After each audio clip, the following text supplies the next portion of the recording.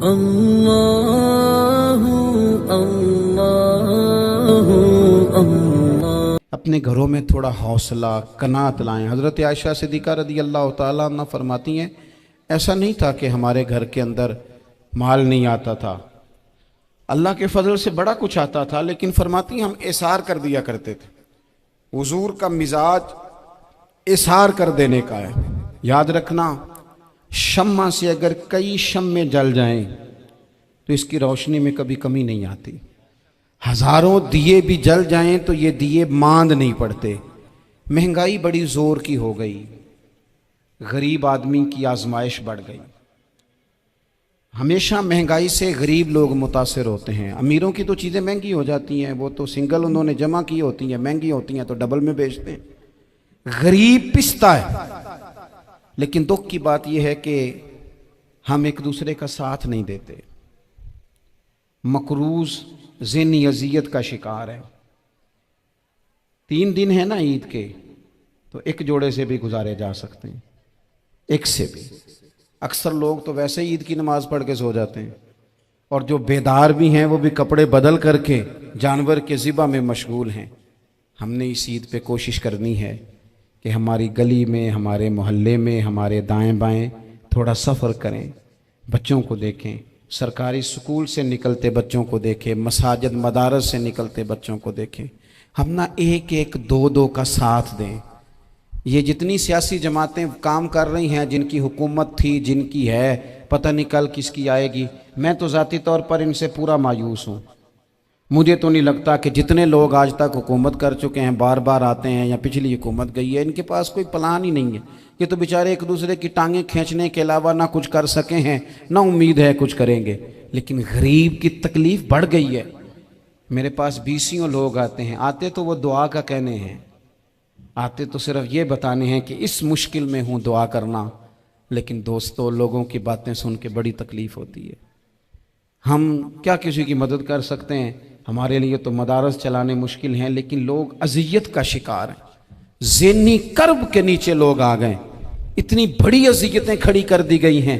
تھوڑا تھوڑا دیکھو، 2 کا کھانا 3 بھی تو کھا ہی سکتے ہیں نا، 3 کا کھانا 4 بھی تو کھا ہی سکتے ہیں نا۔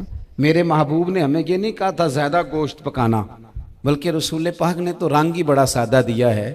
کریم نے فرمایا عائشہ شوربہ ذرا زیادہ کر لو، پڑوسیوں کو بھی سالن دے دیں گے، تھوڑا شوربہ زیادہ کر لو، اسی کو بڑھا لو، تھوڑا شوربہ بڑھا لیں، تھوڑا تھوڑا ایک دوسرے کی مدد کریں، دست شفقت رکھیں۔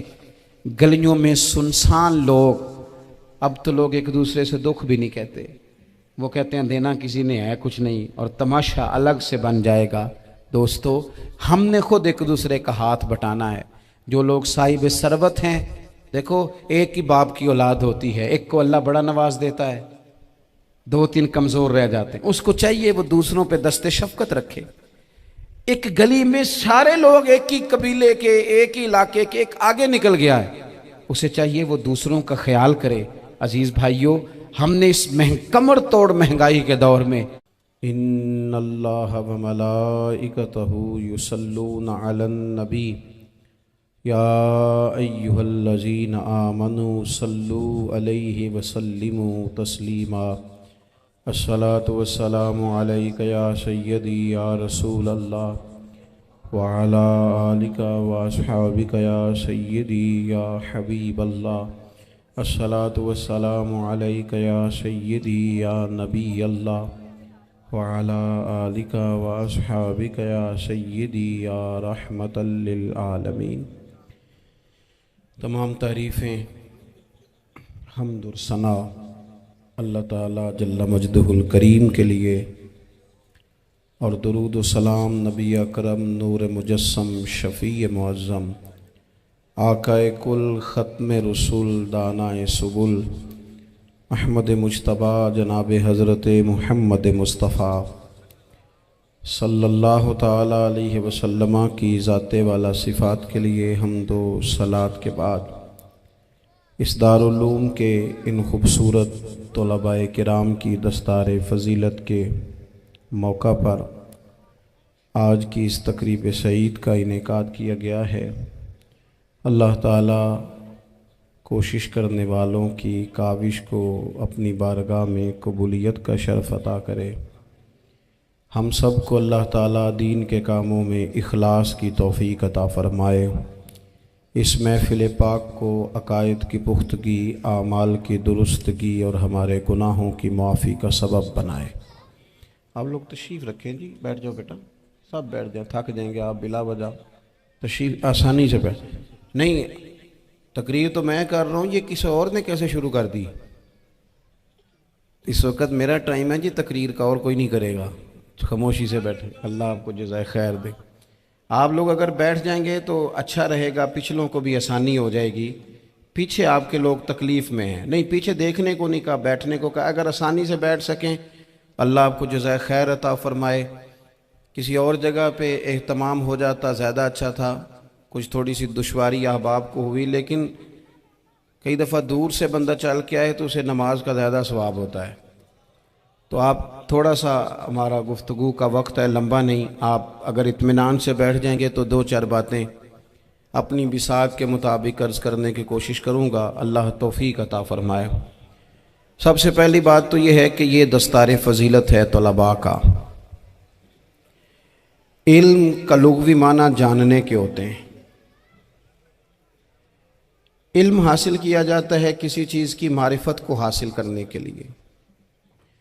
جب ہم کوئی علم حاصل کرتے ہیں تو ہم یہ چاہتے ہیں کہ ہمیں اس چیز کے نفع اور نقصان کا پتہ چل جائے، اور جب ہم دینی علم حاصل کرتے ہیں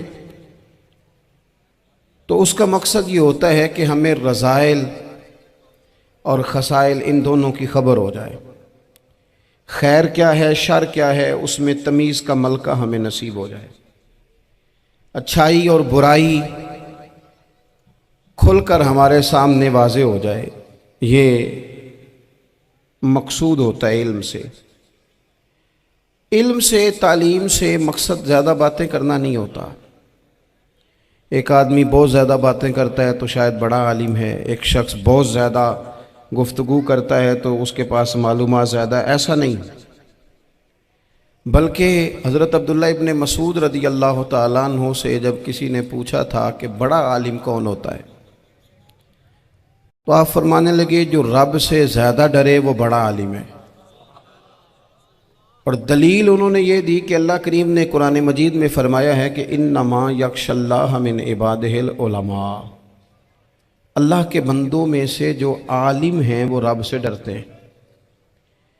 تو دینی تعلیم، اس کی معلومات حاصل کرنے کی کوشش کریں، صحیح کریں۔ قرآن مجید کی ایک آیہ کریمہ کا کچھ حصہ جو میں نے تلاوت کیا، اس میں اللہ کریم نے فرمایا اپنے محبوب سے، کہا وَقُلْ رَبِّ زِدْنِي عِلْمًا، اے محبوب آپ میری بارگاہ میں یہ دعا مانگیں، آپ یہ عرض کریں کہ اے رب میرے علم میں اضافہ کر دے، اے مالک میرے علم میں اضافہ کر دے۔ بہت ساری چیزیں ایسی ہوتی ہیں جن کی زیادتی ٹھیک نہیں ہوتی، وہ زیادہ ہو جائیں تو نقصان کرتی ہیں، لیکن علم ایک ایسی چیز ہے کہ جس کے بارے میں رب کریم نے کہا کہ محبوب آپ دعا مانگیں کہ آپ کو زیادہ علم دیا جائے۔ اور پھر علم ایک ایسی چیز ہے کہ کوئی بھی آدمی یہ دعویٰ نہ کرے کہ میں نے اب بڑا حاصل کر لیا ہے، میری اب تکمیل ہو گئی ہے، میں اب مکمل ہو گیا ہوں۔ جن کو اللہ نے غیب کے خزانوں کی کنجیاں دی ہیں نا، ان سے بھی رب کریم نے کہا ہے کہ محبوب آپ دعا کریں کہ مالک میرے علم میں اضافہ کر دے۔ تو جب وہاں تک یہ بات ہے تو پھر عام آدمی کو بھی چاہیے کہ وہ اپنی معلومات میں اضافے کا شوق پیدا کرے۔ اور تیسری بات یہ کہ جو حضور کے علم شریف پر بات کرتے ہیں وہ بھی اس آیت سے سیکھیں کہ حضور کا علم تو ہر روز رب اس میں اضافہ فرما رہا ہے، تو ہر روز اضافہ ہو رہا ہے۔ وَلَلْآخِرَةُ خَيْرٌ لَكَ مِنَ الْأُولَىٰ، ہر روز ترقی ہو رہی ہے حضور کے علم شریف کی بھی۔ تو ہمارے ہاں زیادہ تر لوگ بات اس لیے سیکھتے ہیں کہ میں کوئی کہیں سے مسئلہ سیکھوں گا پھر جا کے اپنی مسجد کے امام کو تنگ کروں گا کہ وہاں تو میں یہ سن کے آیا ہوں تو یہاں یہ کام کیوں نہیں ہوتا۔ میں کوئی بات سیکھوں گا تو پھر میں اس سے بحث کا دروازہ کھولوں گا۔ علم کا مطلب ہی اپنے آپ کو سنوارنا ہے. معلومات حاصل کرنے کا مطلب یہ کہ آپ کے عمل میں پختگی آئے, آپ کے کردار میں پختگی آئے, آپ نے جو سیکھا ہے آپ اس کے مطابق اپنے آپ کو ڈھالیں. مسلم شریف میں موجود ہے, نبی پاک صلی اللہ علیہ وسلم نے دعا مانگی ہے, اے اللہ میں اس علم سے تیری پناہ مانگتا ہوں جو علم تو ہو پر نفع والا نہ ہو. جس بندے کے علم نے اسے نفع نہیں دیا, وہ کچھ سیکھ نہیں سکا اس سے, تو اس کا علم کسی کو کیا نفع دے گا. جب خود سے اس نے, اور صوفیہ کرام تو فرماتے ہیں کہ جو لوگ بڑی معلومات حاصل کر لیں, بڑی باتیں سیکھ لیں, پنچایت میں کسی کو بولنے نہ دیں, گھر میں کسی کو بولنے نہ دیں, بہت سارے لوگ تو علماء کو بھی مشورہ دیتے ہیں, بڑی باتیں کرے لیکن عمل کے لحاظ سے بندہ زیرو ہو, تو اہل دل فرماتے ہیں اس کی صحبت سے بچو.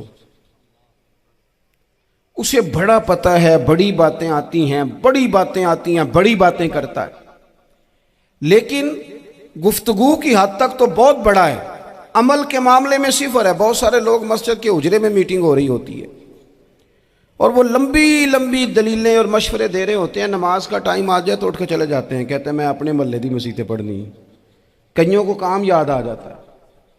فرمایا کہ شخص کے پاس معلومات بڑی ہوں لیکن عمل کے معاملے میں بندہ زیرو ہو تو اسے بچنا کیوں؟ اس لیے کہ اگر پڑھا لکھا آدمی بے عمل ہونا تو وہ اپنی بے عملی پر بھی دلیلیں پیش کرتا ہے. وہ کہتا ہے میں یہ کام نہیں کرتا تو یہ میرے پاس دلیل ہے. وہ تو بے عملی کو بھی مزین کر دے گا معاذ اللہ. تو دینی تعلیم ایک تو حاصل اس لیے کریں کہ ہم نے اپنے آپ کو سنوارنا ہے, اور دوسرا علم کا شوق طبیعت میں ہو. دیکھیں نا, اللہ کے حبیب صلی اللہ علیہ وسلم نے فرمایا ہے کہ جو علم کے رستے پہ چل پڑا وہ جنت کے رستے پہ چل پڑا ہے. جمعوں میں, محفلوں میں کانوں کے ذائقے کے لیے نہ آئیں, اس لیے آئیں کہ میرے علم میں, میرے عمل میں یہ کوئی اضافے کی بات بنے گی, میں کوئی نصیحت حاصل کروں گا تو میرے دل کا زنگ اترے گا. ہمارے ہاں یہاں لوگ مزے کے لیے آتے ہیں اور آج کل لوگ فوٹو کے لیے آتے ہیں. ان دو کاموں سے نکل کر خالص اصلاح کی نیت سے علم کا شوق. ہمارے ہاں تیزی سے ایک حرکت کی گئی, علماء کا وقار خراب کیا گیا اور لوگوں کو دینی علوم سے دور کیا گیا, اور اس میں بعض بیچارے واعظین اور خطباء نے بھی کردار ادا کیا جب جعلی پیر کی تعریفیں کھول کے کیں, اور اسے پتہ نہیں کہاں تک. یہ اسٹیج ہوتے ہیں نا, ان میں کوئی بندہ اچھا لگے بھی تو اس کے لیے دعا کرنی چاہیے, تعریفیں نہیں کرنی چاہیے. تعریفیں اس کا کوئی فائدہ نہیں ہے, اس بندے کو تو دعا کا فائدہ ہے. اگر آپ کو اچھا لگ رہا ہے تو اسے دعا دیں, اس سے زیادہ کچھ نہیں کریں. اور ہمارے ہاں جناب وہ نقیب محفل بیچارے کی شامت آ جاتی ہے اگر تعریفیں تھوڑی کرے تو, کہتے ہیں انہوں تو نام ہی نہیں لینا ہوں. وہ بھائی اس کے نام لینے سے آپ کا قد اونچا ہوتا ہے. تو علم اور عالم ان دونوں چیزوں سے قوم کو دور کیا گیا. دینی تعلیمات کا فقدان ہے.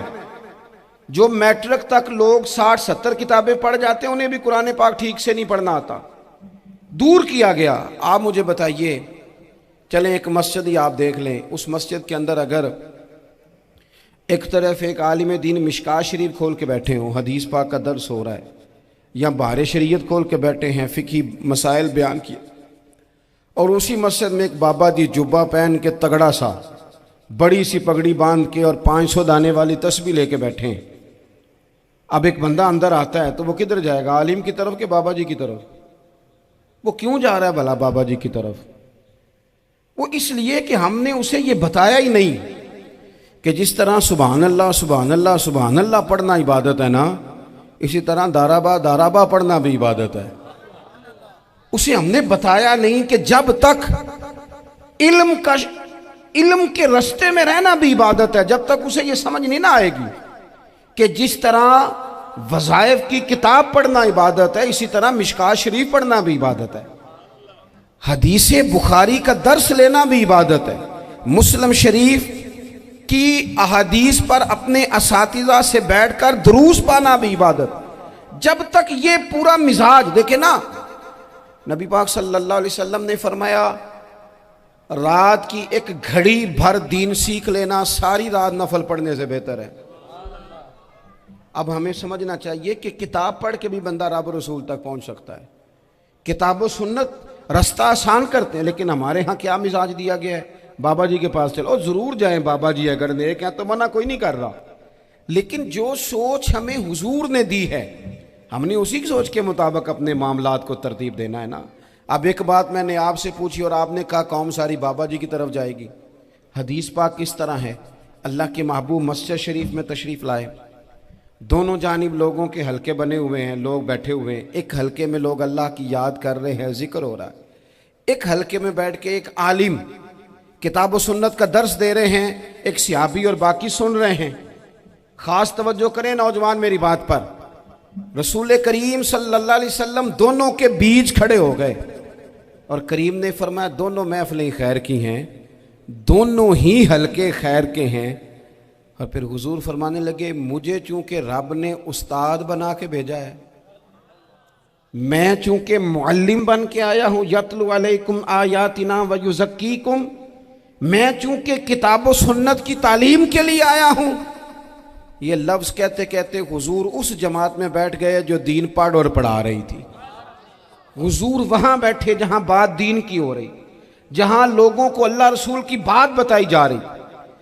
تو جمعے میں وقت پہ آئیں، اپنی دینی معلومات مضبوط کریں اور اپنے لیے مضبوط کریں. میں آپ کو بڑے درد سے یہ بات عرض کرتا ہوں، اگر دن میں 100 لوگ مسئلہ پوچھتے ہیں نا شریعت کا، تو ان میں 95 لوگ وہ ہوتے ہیں جو طلاق کا مسئلہ پوچھتے ہیں. والد صاحب نے، بیٹی کے والد صاحب نے 2 مہینے پہلے آرڈر دیا ہوتا ہے فرنیچر کا.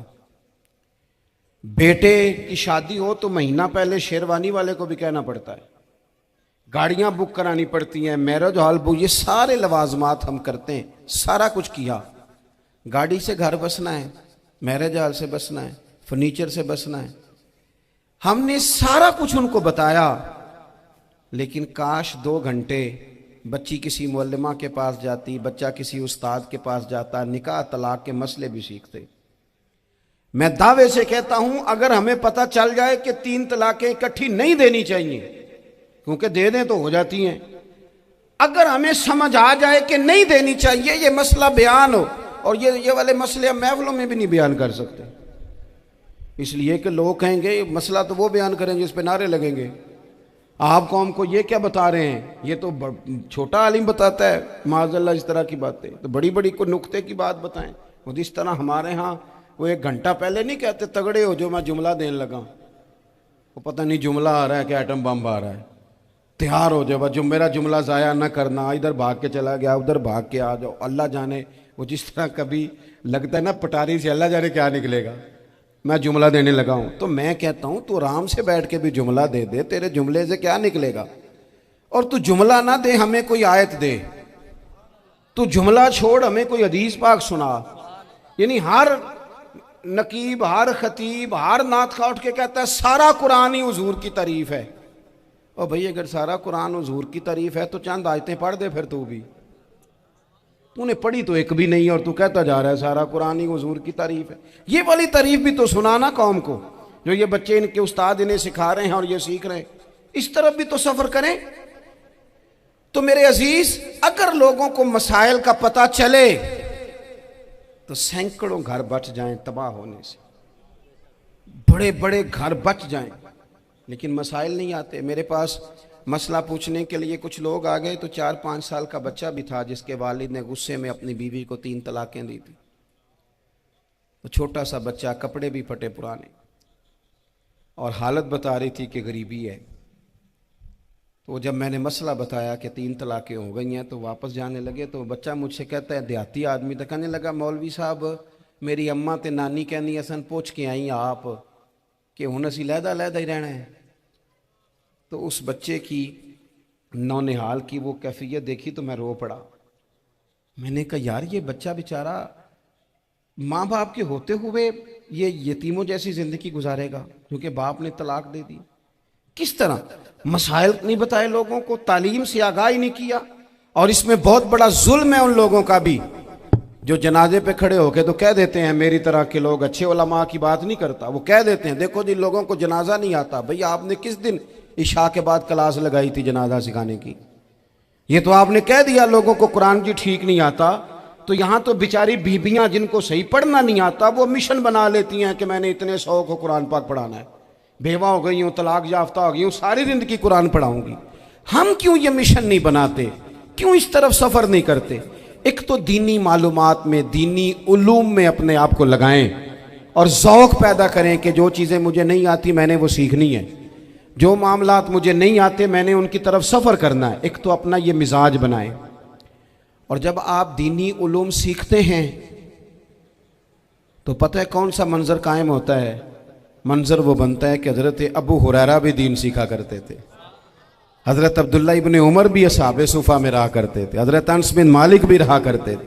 اور ایسا منظر بنتا ہے کہ حضرت سیدہ خدیجہ الکبریٰ رضی اللہ تعالیٰ عنہ فرماتی ہیں سیدہ فاطمہ حضور کی گود میں بیٹھی ہوتی تھی اور نبی پاک سے باتیں پوچھتی تھی اور حضور انہیں بتا رہے ہوتے تھے. سیدہ عائشہ حضور سے دین کی باتیں پوچھتی. چوتھا حصہ ہماری فقہ کے اصول حضرت فاطمہ کی، حضرت عائشہ صدیقہ کی مرویات پر مبنی ہیں. اگر ہماری بچیاں چھوڑ دیں ڈائجسٹ پڑھنا، چھوڑ دیں ادھر ادھر کی مووی دیکھنا اور وہ کتاب و سنت پر آ جائیں تو بہت سارے مسائل ایسے ہیں جو الجھنے سے پہلے ہی سلجھے ہوئے ہوں. دینی تعلیم کا مزاج اور ذوق. اور دوسری آیت کریمہ میں نے تلاوت کی، اللہ کریم نے قرآن مجید میں فرمایا یا ایھا الذین آمنوا قوا انفسکم واہلیکم نارا، اے ایمان والو خود بھی دوزخ کی آگ سے بچو اور اپنے گھر والوں کو بھی بچاؤ. او والد، وہ ماں جو بچوں کو بھوک سے بچانے کے لیے محنت کرتی ہے، ان کو مایوسی سے بہت سارے ماں باپ ایسے ہوتے ہیں جن کے پاس کپڑے لینے کے پیسے نہیں ہوتے عید پہ. کیوں؟ اذان شروع ہوگی جی، اذان سنیں جی. عزیز بھائی، جس طرح ہم اپنے بچوں کو دیکھیں، بہت سارے ماں باپ کے پاس گنجائش نہیں ہوتی، لیکن اس نیت سے کہ بچوں کے دل ٹوٹ جائیں گے، عید پہ کیسے گزارا کریں گے، مشکل سے بھی کپڑے خرید کے دیتے. اس طرح ہم اپنے بچوں کو بھوک سے، پیاس سے، مایوسی سے بچاتے ہیں. اس طرح ہمارے رب نے ہمارے ذمے لگایا ہے کہ تم اپنے بچوں کو کوشش کرو دوزخ کی آگ سے بچانے کی. حضرت عمر فاروق رضی اللہ تعالیٰ عنہ نے عرض کیا تھا یا رسول اللہ صلی اللہ تعالیٰ علیہ وسلم، اس آیہ کریمہ کا معنی کیا ہے؟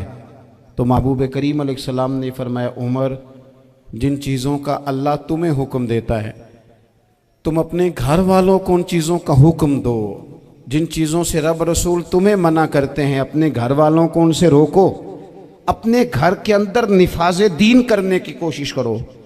میرے بھائی، بہت زیادہ آزمائش ہے ہمارے گھروں میں، بے چینیاں ہیں، اضطراب ہے، بچوں میں سختی ہے، بہن بھائی ایک دوسرے کے ساتھ لڑتے ہیں، مزاجوں میں تلخی آ گئی. کیوں بھلا؟ اس لیے کہ ماں باپ کو جو بہترین کردار اور جو حسین طریقہ گھر میں اپنانا چاہیے تھا.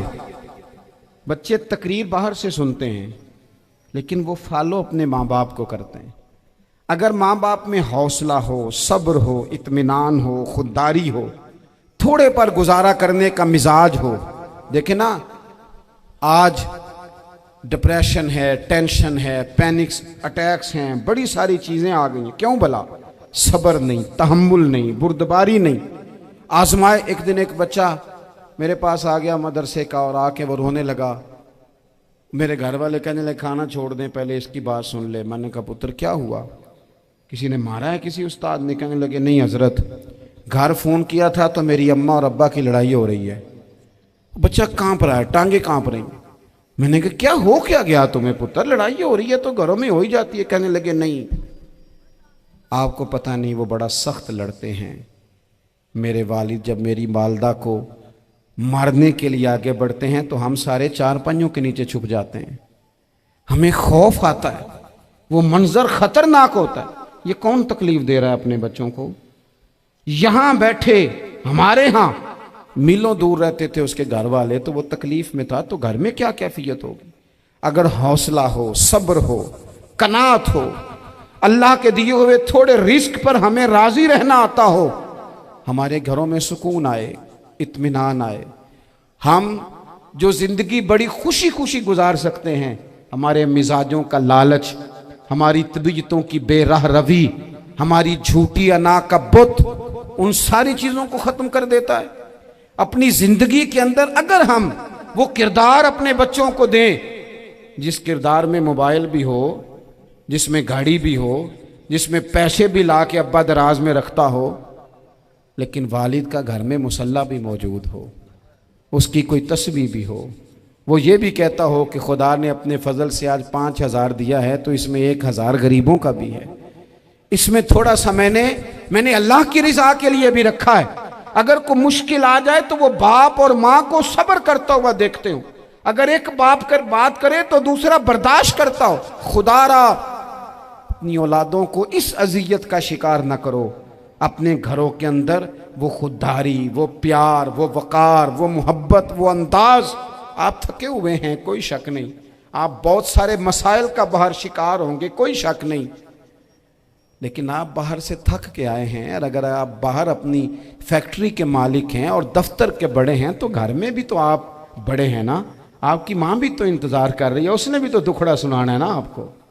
آپ یہ دیکھیے کہ آپ کے بچے بھی تو انتظار کر رہے ہیں، وہ چاہتے ہیں کہ ابا آ کے بیٹھیں تو ہم ان کے سینے پہ چڑھ کے تھوڑا کھیلیں۔ آپ کی اہلیہ منتظر ہیں، کچھ باتیں بیوی کسی اور سے نہیں کہہ سکتی، صرف اپنے شوہر سے کہتی ہے، لیکن وہ تو آتے ہی جلال میں آ گئے صاحب، وہ کہنے لگے تو بڑی نالائق ہے، میں تھکا ماندہ آیا ہوں اور تو نے مجھے کہانی سنا دی ہے۔ وہ اس خاتون سے شدت کے ساتھ پیش آنے لگے۔ میرے رسول پاک کی حیات نور کو دیکھو، حضرت ام ایمن حضور کی رضائی والدہ ہیں، ان کی بھی خدمت ہو رہی ہے، حضرت حلیمہ سعدی آ رہی ہیں تو خدمت ہو رہی ہے، حضرت عباس حضور کے چچا ہیں تو کریم فرماتے ہیں میرے چچا ہیں باپ کی جگہ پہ، حضور دوست احباب صحابہ غلاموں سب کے ساتھ پیار کر رہے ہیں، 9 ازواج مطہرات ہیں گھر کے اندر، اور کیفیت یہ ہے کہ حضور صرف ان کی ضرورتوں کا ہی خیال نہیں کرتے، خواہشات کا ہی خیال نہیں کرتے، بلکہ میرے کریم کا طریقہ یہ ہے کہ کوئی بندہ آج بول کیا رہا ہے، وہ کہاں کھڑا ہے آج، اس کے جملے کس طرح کے ہیں، اس کا لہجہ کس طرح کا ہو گیا ہے اور اسے ٹھیک کیسے کرنا ہے، محبوب اس کا خیال فرماتے، توجہ کرتے۔ میں کہتا ہوں کہ ہم سب کو شوق آیا ہے آرام کرنے کا۔ میں صبح 11 بجے سے پہلے اپنے گھر سے نکل آیا تھا، اور یہ وقت آ گیا ہے اور رات کو خدا جانے کس وقت گھر پہنچنا ہے۔ کئی دفعہ کیفیت یہ ہوتی ہے کہ گاڑی سے اترتے ہیں تو پھر دل کرتا ہے کہ کوئی اٹھا کے چلائے نہ کبھی، اس کے باوجود بہت سارے لوگ ناراض رہتے ہیں کہ ہم سے مل کے نہیں گئے، فوٹو نہیں کھنچوا کے گئے، فلانی جگہ چائے نہیں پی کے گئے۔ یہ تسلسل ہے، لیکن میں جتنا مرضی تھکا ماندہ گھر جاؤں گا نا، کبھی ایسا نہیں ہوا کہ میں گھر جاؤں تو بڑی ٹینشن میں جاؤں۔ میری گھر والی ایک دن مجھ سے کہنے لگی آپ نے کبھی نہیں کہا کہ میں تھکا ہوا آیا، بندہ تھک بھی تو جاتا ہی ہے نا، کبھی کہاں کرے نا۔ میں نے اسے کہا پتہ کیوں نہیں کہتا، اس لیے نہیں کہتا کہ میں نہیں چاہتا کہ میرے بچے یہ کہیں کہ ہم نے دین نہیں پڑھنا، ہمارا باپ تو بڑی مشکل میں ہے۔ ہم اپنے کام کے بارے میں اپنے گھر میں شکوے کرتے ہیں، آپ کسی بچے سے پوچھ لیں کون سا کام کرنا ہے، کہنا جڑا ابا جی کر دے رہے ہیں وہ نہیں کرنا۔ کیوں کہ ابا جی ہر روز تو کہتے ہیں میں بڑا الجھ گیا ہوں، یہ کام بڑا مشکل ہے۔ میں چاہتا ہوں کہ میں اپنے بچوں کو یہ بتاؤں کہ پتر میں تو جدھر جاتا ہوں پھول ہی پھول ہیں، میں تو جدھر سے گزرتا ہوں محبت ہی محبت ہے، میں تو جدھر سے دیکھتا ہوں دعائیں ہی ملتی ہیں، تاکہ ان کا شوق پیدا ہو۔ میرے عزیز آپ تھوڑا سا دل بڑا کریں، اگر آپ ایک کی وجہ سے پورا گھر سکون میں آ جاتا ہے تو آپ دل بڑا کیوں نہیں کرتے؟ جگہ ڈھونڈتے ہیں بس مجھے کوئی تنگ نہ کرے، کوئی میری باپ ماں بدولت کو کوئی پریشان نہ کرے۔ بخاری شریف سنیے، حضرت عائشہ صدیقہ رضی اللہ تعالیٰ عنہ بیٹھی ہیں، حضور فرمانے لگے عائشہ آج ایک بات نہ بتاؤں تمہیں؟ یا رسول اللہ بتائیے۔ حضور فرمانے لگے جب تم مجھ سے ناراض ہوتی ہو تب بھی مجھے پتہ چل جاتا ہے، اور جب راضی ہوتی ہو پھر بھی پتہ چل جاتا ہے۔ تو حضرت سیدہ عائشہ صدیقہ بات سن کے بڑی خوش ہوئی، یا رسول اللہ وہ کیسے؟ حضور فرمانے لگے کبھی کبھی تم قسم اٹھاتی ہو۔ یا رسول اللہ ہاں۔ فرمایا جب ہوتی ہو نا راضی خوش تو پھر کہتی ہو مجھے رب محمد کی قسم صلی اللہ علیہ وسلم، پھر تم میرے نام کے ساتھ رب کریم کا نام ملا کے قسم اٹھاتی ہو، رب محمد کی قسم۔ یا رسول اللہ بالکل ایسے ہی ہے۔ اور فرمایا جب تمہارے دل میں کوئی بات ہوتی ہے نا تو پھر تم کہتی ہو مجھے رب ابراہیم علیہ السلام کی قسم، پھر تم رب محمد نہیں کہتی۔ یہ بخاری مسلم میں موجود ہے۔ حضرت عائشہ صدیقہ نے تو بات سنی تو کھل گئی طبیعت، کہنے لگی کریم صدقے جاؤں، یہاں تک خیال فرماتے ہو؟ کس کے جملے کہاں پہنچ گئے، یہاں تک خیال ہے؟ فرمایا مجھے پتہ چل جاتا ہے کہ تمہاری کیفیت کیا ہے، کہاں کھڑی ہو۔ اور بھئی ہم تو اپنی ماں کا بھی خیال نہیں رکھتے، ہمارا باپ کہاں بیچارہ کھڑا ہے، وہ تو انتظار میں تھا کہ کوئی 10 منٹ میرے پاس بیٹھے گا، توجہ ہی نہیں، جذبات کا خیال ہی نہیں۔ حضرت عائشہ صدیقہ بات سن کے عرض کرنے لگے یا رسول اللہ مجھے رب محمد کی قسم ہو، میں صرف نام چھوڑتی ہوں، میرے دل میں ہر وقت مدینے والے محبوب ہی رہتے ہیں، نام ہی چھوڑتی ہوں صرف۔ او میرے دوست تھوڑا سا جا، اور دوسرا عرض کروں گا، دولت اگر بہت عالی چیز ہوتی نا، بہت قیمتی، تو سب سے زیادہ سیدہ عائشہ کے گھر میں ہوتی۔ اگر پیسوں سے ہی سوکھ آتا تو پیسے سب سے زیادہ حضرت فاطمہ الزہرا کے کاشانہ نور میں ہوتے۔ او میرے بھائیوں، سونا وقت محبتوں سے گزارا جا سکتا ہے۔ او بھائی، میں نے تو اپنے گھر میں یہ دیکھا کہ میرے والد صاحب گرمی آتی تو فرماتے او لو بھائی تانوں پرواہ نہیں، میں تواڈے پڑھولے چ دانے پا دیتے نے تے تواڈی ماں نے مرتبان چ اچار پا دیتا ہے، لو اب تمہیں کہیں جانے کی ضرورت نہیں پڑے گی۔ اس پہ بھی وقت بڑا اچھا گزرتا تھا، اس پہ بھی ٹائم بڑا اچھا۔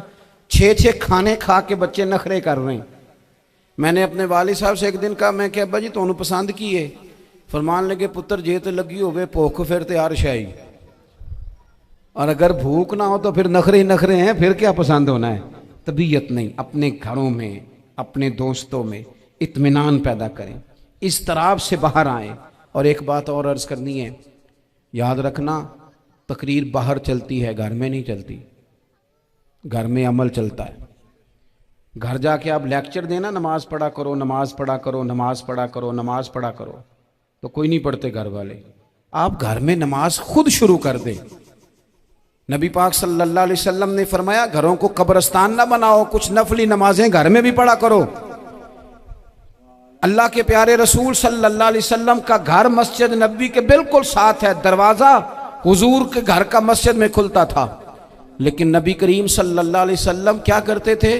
حضرت عائشہ صدیقہ فرماتی ہیں تہجد کی نماز گھر میں پڑھا کرتے، گھر میں حضور تہجد کی نماز پڑھتے، اگرچہ گھر میں دشواری تھی، کچھ عبادات کچھ نمازیں گھر کے اندر بھی انسان پڑھے، توجہ کرے۔ ویسے تو ہم ایک اذان سن چکے ہیں، لیکن یہ کوئی زیادہ ہی قریب ہے، اسے بھی سن ہی لیا جائے۔ اچھا جی سن لیں جی، اذان سن لیں۔ ویسے ایک ہی اذان سننا ضروری ہوتا ہے جب زیادہ ہو رہی ہوں، میں بھی بس بات سمیٹنے ہی لگا تھا، اذان کو مکمل ہو لینے دیں۔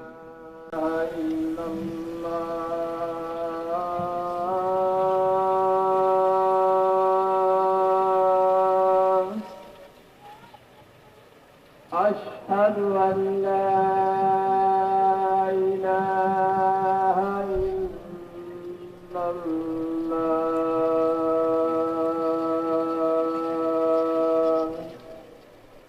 أشهد أن محمدا رسول الله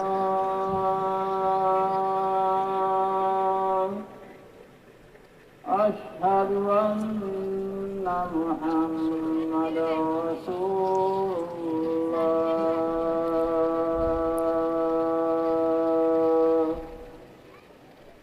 حي على الصلاة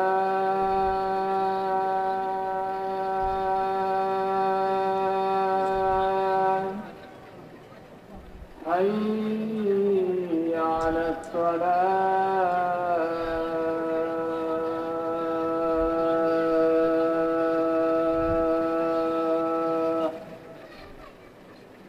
حي على الفلاح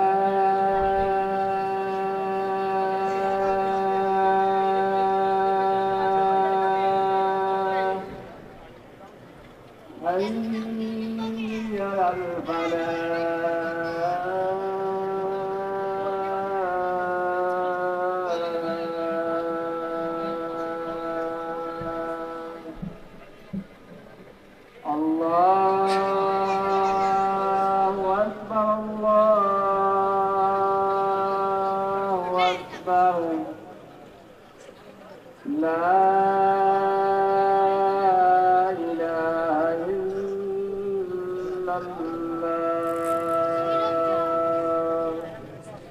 ایک آخری گزارش آپ حضرات سے کرنی ہے، اتنا بڑا مجمع ہے، اتنے سارے لوگ تشریف لائے ہیں، ایک گزارش آپ حضرات کی خدمت میں رکھ کے بس میں نے بات کو سمیٹنا ہے۔ دو باتیں میں نے آپ کی خدمت میں عرض کی ہیں، ایک تو دینی علم کا ذوق پیدا کریں، اور دوسرا اپنے گھروں میں تھوڑا ٹھہراؤ لائیں، تھوڑا سا اپنے یہ بچوں کی دستار فضیلت کا اجتماع تھا، اس لیے میں نے یہ بات عرض کی، اپنے گھروں میں تھوڑا حوصلہ قناعت لائیں۔ حضرت عائشہ صدیقہ رضی اللہ تعالیٰ عنہ فرماتی ہیں ایسا نہیں تھا کہ ہمارے گھر کے اندر مال نہیں آتا تھا، اللہ کے فضل سے بڑا کچھ آتا تھا، لیکن فرماتی ہیں ہم اثار کر دیا کرتے تھے۔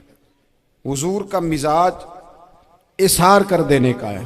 یاد رکھنا، شمع سے اگر کئی شمع جل جائیں تو اس کی روشنی میں کبھی کمی نہیں آتی، ہزاروں دیے بھی جل جائیں تو یہ دیے ماند نہیں پڑتے۔